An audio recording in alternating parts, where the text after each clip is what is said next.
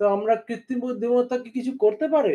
যার ফলে আগে থেকে এই সুগার বা প্রেশার আগে থেকে কম বয়স থেকে এরা বুঝে নেওয়া যায় যে এগুলো অনেক জিনিসই তো হেরিডিটারি বংশের সাথে আসে। বংশের মা-বাবার থেকে ছেলেদের হয় এই সমস্ত রোগ-টোগের ব্যবস্থা আরো মানে এই সমস্ত হয়ে থাকে।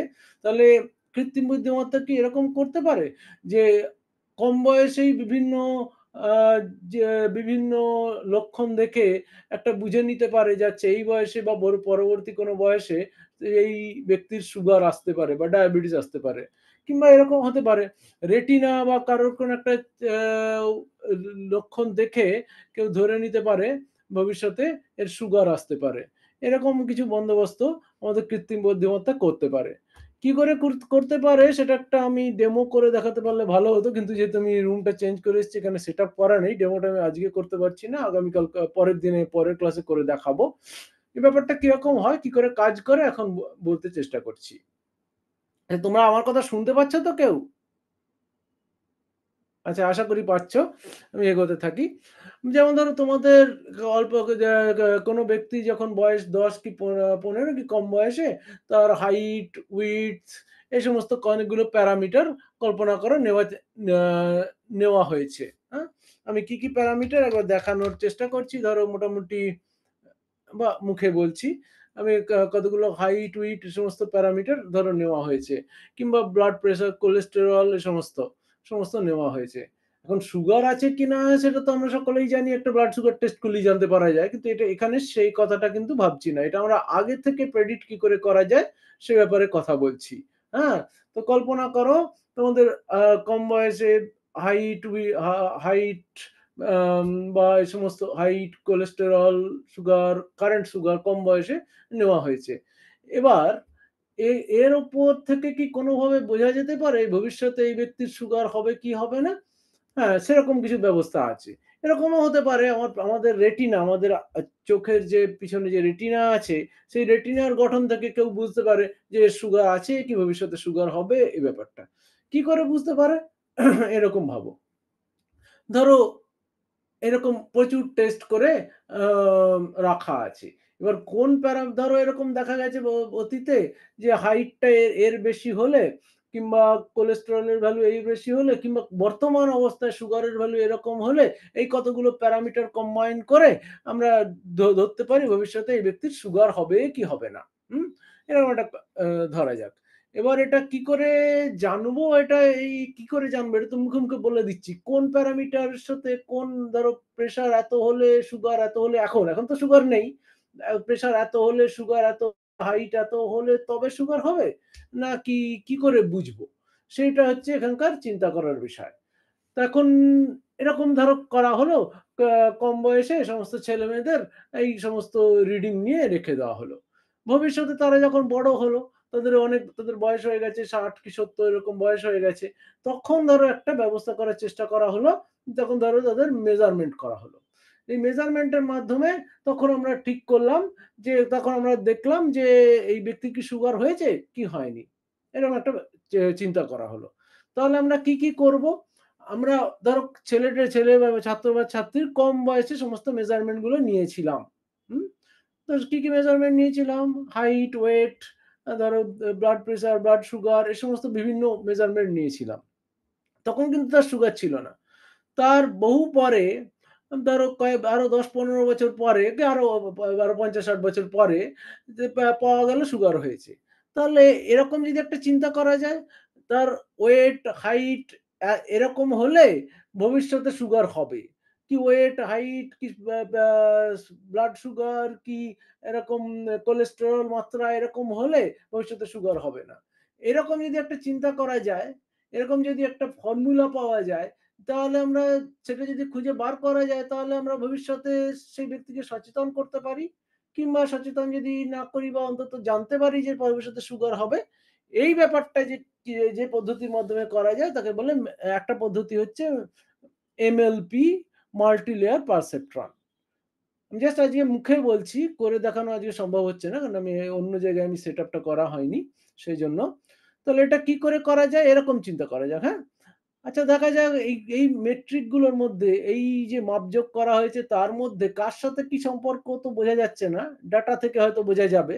কল্পনা করো উই যে যাদের ধরো হাইট কম ছিল কিংবা ওয়েট বেশি ছিল কিংবা সুগার আর প্রেশারের একটা এরকম তারতম্য ছিল, তাদের হয়তো দেখা গেল সুগার হবে। জানবো কি করে? আমার কাছে তো সমস্ত রিডিং নেওয়া হয়েছে। কম বয়সে তোমাদের কম বয়সে এই রিডিং গুলো নেওয়া হয়েছে। এই ঋণগুলো মেলাবো কি করে? তাহলে এটা মেলানো যেতে পারে দুটো জিনিস যদি একসাথে জোগাড় করো। কি ৪টে জিনিস যদি একসঙ্গে জোগাড় করো। আচ্ছা এরকম কল্পনা করো তো হিসেব করা হলো যাদের সুগার ভবিষ্যতে দেখা গেছে তাদের কম বয়সে হাইট কত ছিল আর ওয়েট কত ছিল। এরকম হতে পারে হাইটটা কম ছিল আর ওয়েটটা অনেক বেশি ছিল, তাদের হয়তো ভবিষ্যতে সুগার দেখা গেছে। তাহলে মেশিন লার্নিং কৃত্রিম বুদ্ধিমত্তা কি করবে? হাইট আর ওয়েট গুলো একসাথে নিল। নিয়ে দেখলো এইটা কত হলে ভবিষ্যতে সুগার হয়েছে। একইভাবে হয়তো দেখা গেল লিপিড প্রোফাইল নিল, অন্য কিছু টেস্ট করা হয়েছে সেটা নিল। তারপর ধরো আরেকটা কিছু নিল, ধরো প্রেশার নিল কিংবা সেই সময়কার সুগার নিল। এই ২-৩টে নিয়ে একসাথে মিলিয়ে একটা কিছু দেখলো। দেখে বলল এইটা এই রেঞ্জে, ওইটা ওই রেঞ্জে হলে তখন দেখা যাবে হয়তো ভবিষ্যতে সুগার হতে পারে। এইভাবে ২টো, ৩টে, ৪টে বিষয় একসাথে করে যদি আমরা দেখতে থাকি তার থেকে আমাদের কিছু একটা আন্দাজ পাওয়া যেতে পারে। হাইটটা এই রেঞ্জে, ওয়েটটা ওই রেঞ্জে হলে ভবিষ্যতে সুগার হয়। ব্লাড প্রেশারটা এই রেঞ্জে থাকলে, আ কোলেস্টেরলটা এই রেঞ্জে থাকলে ভবিষ্যতে সুগার হতে পারে। এইবার এই দুটো জিনিস যদি একসাথে মেলানো যায়, হাইট আর ওয়েটটা এরকম, আর প্রেশার আর কোলেস্টেরলটা এরকম। এই ৪টে যদি একরকম হয়, তার থেকে একটা সুগার হতে পারে। তাহলে তুমি কি বুঝতে পারছো? আমরা কি বুঝতে পারছি এটা একটা গাছের মতন ব্যাপার হলো? ১ম এর নিচে কি আছে? আমার যে জিনিসগুলো আছে সেটা হচ্ছে ওয়েট আর হাইট। ঠিক আছে? তারপরে কি দেখলাম? কোলেস্টেরল আর ধরো কম বয়সে সুগার। তার পাশে কি দেখলাম? ধরো তোমার আ ধরো তোমার আরো ২ টো প্যারামিটার। কম বয়সের ধরো তোমার সোডিয়াম আর পটাশিয়াম। এইগুলো সবগুলো কেমন করে কম্বাইন করলে আমার কি রুল, কি নিয়ম হলে, কি সমীকরণ হলে আমার সুগার হয়? এটা যদি কোনো ডাক্তারবাবু বলে দেন, কোনো কোনো প্রিডিফাইন্ড নলেজ থেকে, কোনো বই থেকে সেটা একরকম হলো। আর তুমি যদি নিজে তোমার অতীতের বা সমস্ত যারা আম ব্যক্তি যারা সিটিজেন আছেন, তাদের ডেটা নিয়ে তুমি যদি এই সমীকরণটা তৈরি করতে পারো, তাহলে সেটা হলো কৃত্রিম বুদ্ধিমত্তা। কি বললাম? এটা বললাম যে ধরো তোমার কোনো ডাক্তারবাবু দেখে বলে দিলেন, তার কোনো আগে থেকে যার নলেজ আছে, তিনি দেখে বলে দিলেন যে, "আচ্ছা, সুগার আগে কম বয়সে এই হাইট, এই ওয়েট এরকম কোনো জিনিসপত্র থাকলে, এই রেঞ্জের মধ্যে থাকলে ভবিষ্যতে সুগার হওয়ার সম্ভাবনা।" এটা উনি কোনো বইতে পড়েছেন। সেটা নিশ্চয়ই হয়তো ঠিকই হবে বা যাই হোক হবে। এবার তুমি যদি তোমার ডেটা দিয়ে এই পরীক্ষা-নিরীক্ষাটা করো যে, সুগার আর ওয়েটের এই কম্বিনেশন এই অতীতে এইরকম হয়েছে তার ফলে সুগার হয়েছে। কোলেস্টেরল আর আরেকটা কিছুর এই কম্বিনেশন কম বয়সে এই ছিল তার সুগার হয়েছে। এবার দুটো করে ৪টে মেলাও, আবার তারা আরো দুটো করে মেলাও। এইভাবে করতে যদি থাকো, এইভাবে করতে যদি যেতে থাকো, এবার তাহলে প্রত্যেক দুটো প্যারামিটারের মধ্যে কি সমীকরণ, সেই সমীকরণটা তুমি যদি ডেটা থেকে নিজের যে ডেটা আছে এই ডেটার মাধ্যমে থেকে যদি বার করতে পারো, তাহলে সেই বার করার পর এই যে সমীকরণটা তুমি পেলে, এই সমীকরণটা কে দিল? তোমার কৃত্রিম মেধা দিল। তাহলে আমরা বললাম এই কৃত্রিম মেধা এখানে কি করতে পারলো? এই কৃত্রিম মেধা আমার কম বয়সে কি অনেক প্যারামিটার আমি হিসেব করেছি। কিন্তু কি প্যারামিটারের কম্বিনেশনের ফলে ভবিষ্যৎবাণী যদি আমি করতে পারি এই ব্যক্তির সুগার হবে, তাহলে সেই সমীকরণটা এই বিভিন্ন প্যারামিটার সোডিয়াম, পটাশিয়াম কি প্রেশার ধরো কম বয়সে সুগারের ভ্যালু এই সমস্ত এই প্যারামিটার গুলো এই যে টেস্ট করার যে মেট্রিক গুলো হলো এগুলো কি নিয়ম মেনে চলে যার ফলে একটা ভবিষ্যতে আমি সুগার হবে কি ডায়াবেটিস হবে ভবিষ্যৎবাণী করতে পারি, সেই নিয়মটা বার করবে কে? কৃত্রিম বুদ্ধিমত্তা বার করবে। এই একটা কৃত্রিম বুদ্ধিমত্তার একটা উপযোগিতা দেখতে পেলাম। একইভাবে দেখো তোমরা তোমরা হয়তো শুনে থাকবে রেটিনা। রেটিনার আকার দেখে রেটিনার কেমন আছে সেটা দেখে একজন ব্যক্তির কারেন্ট ভবিষ্যতে মানে বর্তমানে কি রোগ আছে বা ভবিষ্যতে কি রোগ হবে এটা বার করা যায়। কি করে বার করা যায়? তারও পদ্ধতি আছে। এই মাল্টিলেয়ার পারসেপ্ট্রন আছে বা আর অন্যান্য উপায় আছে। CNN, কনভলিউশনাল নিউরাল নেটওয়ার্ক এই সমস্ত জিনিসের মাধ্যমে বার করা যায়।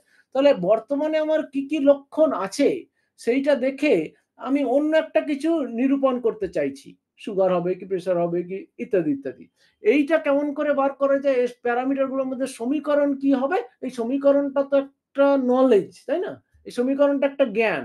এই জ্ঞানটা কে দিল? ওই মেশিনটা দিল। কোথা থেকে দিল? ওই ডেটা গুলো থেকে দিল। যেভাবে দিল সেটাকে সেই যে পদ্ধতিটা ও বার করে দিল, আজকে আমি রান করে দেখাতে পারছি না প্রোগ্রামটা। আমি আগামী পরের দিনে রান করে দেখাবো, আগে যেমন বললাম। তো যেভাবে দিল এই পদ্ধতিটার নাম হচ্ছে মাল্টি লেয়ার পারসেপ্ট্রন। এটা কৃত্রিম বুদ্ধিমত্তার একটা বিশেষ উপায়। হুম? আশা করি বলতে পারলাম। আশা করি বুঝতে আ বোঝাতে সমর্থ হলাম একটা উদাহরণ। এরকম বিভিন্ন জিনিস করা যেতে পারে। যেমন ধরো আরো কয়েকটা একটা উদাহরণ দিই। এটা এই যে উদাহরণটা বললাম এটা পরের দিন দেখাবো রান করে। ধরো আরো কয়েকটা উদাহরণ দেওয়ার চেষ্টা করি। যেমন ধরো, তুমি ধরো তোমাদের তোমরা তো অনেকেই ChatGPT ইউজ করেছো। ChatGPT কি করে? তোমার ধরো কোনো একটা প্রশ্ন করলে উত্তর দিতে পারে। আচ্ছা, ChatGPT কে তুমি যদি থাম্বস আপ, তুমি নিশ্চয়ই থাম্বস আপ বা থাম্বস ডাউন তুমি প্রেস করতে পারো। প্রেস করে তুমি ওকে বলতে পারো তুমি উত্তর তোমার পছন্দ হলো কি উত্তর পছন্দ হলো না। এটা তুমি বলতে পারো। কিন্তু এরকম যদি করা যায়, তুমি তোমার ক্যামেরায় থাম্বস আপ দেখালে কি থাম্বস ডাউন দেখালে, ও ওইটা তোমার তোমার জাস্ট এই জেস্চারটা থেকে বুঝে নিল তুমি থাম্বস আপ দিচ্ছ কি থাম্বস ডাউন দিচ্ছ। তোমাকে ক্লিক করতে হলো না। সেটা কে করতে পারে? কৃত্রিম বুদ্ধিমত্তা করতে পারে। হুম? তারপর আর কৃত্রিম বুদ্ধিমত্তা কি করতে পারে? তোমাকে তোমাকে ChatGPT তে ক্লিক করতে হয়। তুমি একটা রেটিং দিতে পারো। এই রেটিং দিয়ে যা এখন রেটিং হয়তো নেয় না, ওই থাম্বস আপ, থাম্বস ডাউন এরকমই নেয়। হয়তো ভবিষ্যতে কোনদিন রেটিংও নিতে পারে। তুমি কি তোমার ChatGPT র উত্তরে খুশি? হয়তো কেউ একটা রেটিং দিল। 10 এ 8 দিলে তুমি, কিংবা 5 দিলে তুমি, এরকম একটা দিলে। কিন্তু এরকম না করে তোমার রেসপন্স দেখে যদি তুমি ধরো তোমাকে তুমি একটা প্রশ্ন করলে, ও উত্তর দিলে, তুমি একটা রেসপন্স করলে, তুমি খুশি অখুশি কিছু একটা বললে, তুমি কিন্তু রেটিং কিছু বললে না। তোমার যে ভালো লাগলো তুমি বুঝতে পারোনি সেটা আবার ওকে বলে আরো আবার বুঝিয়ে দাও তুমি বললে। এই তোমার ভাষা থেকে ও যদি বুঝে নিতে পারে যে এই যে তুমি খুশি কি অখুশি, নিজে নিজে যদি রেটিংটা ও নিয়ে নিতে পারে, সেটা আবার একটা কৃত্রিম বুদ্ধিমত্তার কাজ হলো।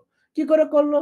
তুমি ধরো এখানে তো ChatGPT এই সমস্ত জিনিসগুলো আমরা অডিওর মাধ্যমেও করতে পারি। হ্যাঁ? মুখে বলতে পারি, ও উত্তর দিতে পারে। এই সমস্ত ব্যবস্থাও আছে। তাহলে তুমি যখন রেগে গিয়ে কিছু বললে, তোমার ইমোশনটা যদি ও ডিটেক্ট করতে পারে, ডিটেক্ট করে বলে যদি, "ও তুমি খুশি?" আচ্ছা, ও ভাবলো আচ্ছা এই ব্যক্তি খুশি। আমি যে উত্তর দিতে পেরেছি, এই ব্যক্তি খুশি। কিংবা তুমি যখন রেগে গিয়ে তুমি খুশি হয়ে কিছু বললে, সেই ইমোশনটা দেখে যদি কেউ ডিটেক্ট করতে পারে, ChatGPT ডিটেক্ট করতে পারে, এরকম ব্যবস্থা আছে। করা যায়, ইমোশন ডিটেক্ট করা যায়। তো ইমোশন ডিটেক্ট করে যদি ও বলতে পারে যে হ্যাঁ, এই খুশি কি অখুশি, তাহলে সেটাও একটা কৃত্রিম বুদ্ধিমত্তার পর্যায়ে পড়ে। এরকম ডিটেকশন এর মেকানিজম আছে। আমরা আস্তে, আস্তে পরবর্তী ক্লাসে কোনো সময় দেখার চেষ্টা করব এটা কি করে কাজ করে, ইত্যাদি, ইত্যাদি দেখার আমরা ভবিষ্যতে চেষ্টা করব। এই কটা উদাহরণের আম বলতে চাইলাম। তার মানে ইমোশন ডিটেকশন আরেক রকম হতে পারে। আরেক রকম হতে পারে। ধরো ChatGPT ক্যামেরায় তোমার সঙ্গে তা তা তা তোমার ছবি দেখতে পাচ্ছে। তুমি একটা ল্যাঙ্গুয়েজ মডেল বা ChatGPT ইউজ করতে কল্পনা করো ক্যামেরায় তোমার ছবি দেখতে পাচ্ছে। এই ছবি দেখে যদি ChatGPT বলে দিতে পারে তুমি খুশি কি তোমার খুশি নও, হ্যাঁ? তাহলে এ এই তুমি খুশি কি খুশি নও, এই এটাকে বলে ফেস রিকগনিশন। তোমার ফেসটা দেখে যদি তোমার ইমোশন রেকগনিশন করতে পারে, একে বলে ফেস ইমোশন রেকগনিশন। ChatGPT কে তুমি সামনে ক্যামেরা রেখে দিলে, এই ক্যামেরা দিয়ে তোমার কি অনুভূতি হচ্ছে সেটা তোমার মুখ থেকে ChatGPT যদি বুঝে নেয়, বুঝে নিয়ে সেই মতো যদি উত্তর দেয়, তোমাকে যদি রাগী মনে হয়, ChatGPT তখন বলল সরি, আমি উত্তরটা হয়তো ঠিক করে দিতে পারিনি, আমি আরেক ভাষায় আমার উত্তরটা আমি বলছি। তাহলে ChatGPT তোমার কাছ থেকে থাম্বস আপ বা থাম্বস ডাউন চাইলো না। তোমার মুখের অবস্থা দেখে, তোমার টোন দেখে, তুমি রেগে গেছো কিনা, তুমি ভালোভাবে এটা নিতে পারছো কিনা, এটা দেখে যদি ChatGPT বুঝে নেয়, তাহলে সেটা কেমন ব্যাপার হলো। আর তোমাকে যদি একটা রেটিং হয়, তাহলে সেটা কেমন ব্যাপার হলো? দুটো অনেক তফাৎ, তাই নাকি? তাহলে তোমরা বুঝতে পারছো কৃত্রিম বুদ্ধিমত্তা এখানে কিভাবে কাজ করছে? তোমার যে তোমার মনে যে অনুভূতি হচ্ছে এটা এটা ChatGPT তোমার মুখ থেকে, তোমার গলার স্বর থেকে বুঝে নিতে পারছে। শুধু তাই নয়, তুমি যে টেক্সচুয়াল তুমি যে ওকে উত্তর দিলে, তুমি যে খুশি কি অখুশি সেখান থেকেও তো ও বুঝে নিতে পারছে। তোমার কিন্তু থামস আপ, থামস ডাউন দিতে হলো না। এইটা হচ্ছে কৃত্রিম বুদ্ধিমত্তার আরেকটা উদাহরণ। তোমরা অনেক সময় অনেক জায়গায় লগইন করেছো। তোমরা অনেক সময় টিকা নিয়েছো। টিকা তুমি যে করোনা হয়ে গেল। সকলে নিশ্চয়ই ভালো মানে টিকা নিয়ে সবাই সুস্থ আছো ছিলে এবং নিশ্চয়ই ভালো থাকবে। সেই সময় টিকার যে ব্যবস্থা হয়েছিল, ইউজার নেম আর পাসওয়ার্ড দিতে হতো। তোমাদের বাড়ির মধ্যে হয়তো অনেকে তোমাদের জন্য নাম নথিভুক্ত করেছিলেন। হয়তো তোমরা নিজেরাও করেছো। দেখবে ইউজার নেম আর পাসওয়ার্ড দিতে হয়। হ্যাঁ? সেই ইউজার নেম আর পাসওয়ার্ডটা প্রথমত একবার দিলে। আচ্ছা, দ্বিতীয়বার যখন তুমি লগইন করতে যাবে, সেই ইউজার নেম আর পাসওয়ার্ডটা ছাড়া যদি তোমার মুখটা দেখে তোমাকে চিনে নিতে পারে, সেটা কি ভালো হবে? আচ্ছা, তুমি তোমার বন্ধুর সাথে আজকে দেখা হলো, হ্যাঁ? তুমি তোমার বন্ধুকে পরের দিনে কি করে চেনো? সে কি বন্ধু তোমার নামটা লিখে দেয়? তা তো লিখে দেয় না। তুমি তোমার মুখের আকার দেখে চিনে নাও তোমার বন্ধুকে। একইভাবে যদি তোমার কোনো একটা পোর্টাল, ওই যে বলো সিসি মিনা যে সমস্ত পোর্টাল ছিল টিকার সময়, সেটা যদি তোমার মুখ দেখে চিনে নেয় যে এই ব্যক্তির এই সময় রেজিস্ট্রেশন করেছিলেন, ওর ২য় টিকার সময় হয়ে গেছে। মুখ দেখে যদি চিনে নেয় তো ইউজার নেম পাসওয়ার্ড যদি না দিতে হয় তাহলে কেমন হয়? এটা কৃত্রিম বুদ্ধিমত্তা করতে পারে। তাহলে ও কি করতে পারে? আচ্ছা, তোমার গলার স্বর দেখে যদি চিনে নেয়, তোমার গলার স্বর আর তোমার বন্ধুর গলার স্বর তো এক নয়। তোমার গলার স্বর দেখে যদি তোমায় চিনে নেয়, সেটাও একটা হতে পারে। তাহলে এটাও একটা কৃত্রিম বুদ্ধিমত্তার উদাহরণ হলো। হুম? তো আমরা কি উদাহরণ আজকে দেখলাম? আমরা এইগুলো দেখতে পেলাম। তোমার কম বয়সের বিভিন্ন প্যারামিটার থেকে তোমার ভবিষ্যতে কি, কি সুস্থ থাকবে, কি অসুবিধা হতে পারে সেটা যদি ভবিষ্যৎবাণী করা যায় এবং সেই যে ভবিষ্যৎবাণী করা হবে, এই যে সমীকরণগুলো তোমার বর্তমান সুগার আর বর্তমান প্রেশার বা বর্তমান তোমার কোলেস্টেরল এইটা থেকে ভবিষ্যতে কি সুগার হতে পারে, এই যে সমীকরণ এটা ডাক্তারবাবুর বই থেকে করছে না কিন্তু, যে এক্সিস্টিং ডেটা আছে সেই ডেটা থেকেও শিখে নিতে পারছে। সেই জন্যই এটা কৃত্রিম বুদ্ধিমত্তা। যদি কোনো বই থেকে করতো সেটা তাহলে কৃত্রিম বুদ্ধিমত্তা হতো না। সেইটা আজকে ভাবার চেষ্টা করলাম। একইভাবে আমরা দ্বিতীয় যে উদাহরণটা আসার চেষ্টা করলাম সেটা হলো আমরা কি করে চ্যাট জিপিটিকে যদি আমরা থামস আপ আবার থামস ডাউন ছবিতে দেখাতে পারি, ও কি করে বুঝে নিতে পারে। তৃতীয় উদাহরণটা আমরা বললাম, তুমি চ্যাট জিপিটির উত্তরে তোমার চ্যাট জিপিটি যে তোমাকে উত্তর দিল সেটাতে তুমি কি খুশি না অখুশি, এটা যদি চ্যাট জিপিটি বুঝে নিতে পারে তোমার মুখের আকার দেখে কিংবা তোমার গলার স্বর দেখে, তুমি প্রশ্ন করছো গলাতে, তুমি অডিওতেও প্রশ্ন করতে পারো, তাহলে সেই যে বুঝে নেওয়ার ব্যাপারটা এটাও কিন্তু কৃত্রিম বুদ্ধিমত্তার পর্যায়ে পড়ে। হ্যাঁ, আমরা কতগুলো আজকে উদাহরণ দেখার চেষ্টা করলাম কৃত্রিম বুদ্ধিমত্তা আমাদের কি করে বাস্তবে কাজে লাগানো যেতে পারে রোজকার কাজে। আমরা যে প্রথম উদাহরণটা করলাম গোড়াতেই বলেছি আমি একটা প্রোগ্রাম লিখে তোমাকে পরের দিন দেখানোর চেষ্টা করব। আমাদের ক্লাসটা তো ৩:২০ থেকে ৩:৫০ কাজেই সময় অতিবাহিত হয়েছে। আমাকে এখানেই হয়তো শেষ করতে হবে। তোমাদের যদি কোনো প্রশ্ন থাকে তোমরা প্রশ্ন করতে পারো। আমি উত্তর দিতে রাজি আছি। আর যদি তোমাদের আ কোনো তোমরা যদি তোমার কোনো প্রশ্ন পরে আমাকে জানাতে চাও তাহলে আমি আমার ইমেইল অ্যাড্রেসটা দিয়ে দিচ্ছি।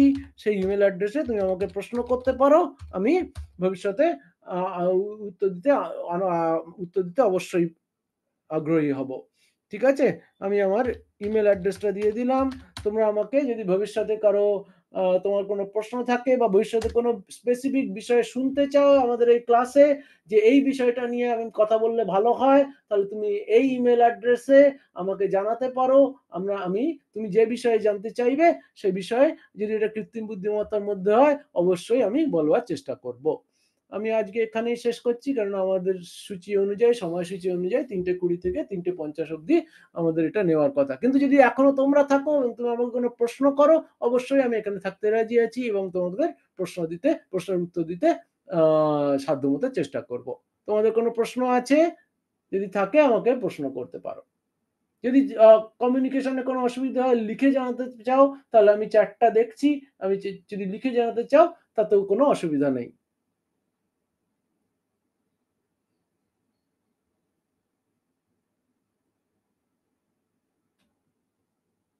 ঠিক আছে।